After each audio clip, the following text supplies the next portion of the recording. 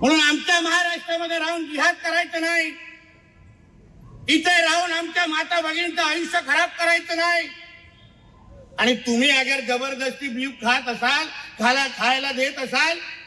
आणि आमच्या हिंदू धर्माच्या विरोधात आम्हाला भूमिका घ्यायला लागत असाल, जरा पर्वतीमध्ये थोडा मग वराचं पण वाटप करायला पाहिजे,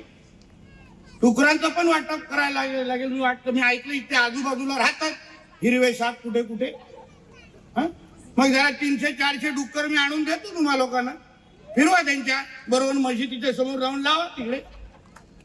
बघून ना क्या हो तो सुअर का चेहरा देख के 5 वक्त का नमाज तुम्हारा कैसा जाता है हम भी देखते फिर। तुम्हाला अगर आमच्या गायीकडे वाकड्या गौ माताकडे अगर वाकड्या नजरेने पाहायचं असेल,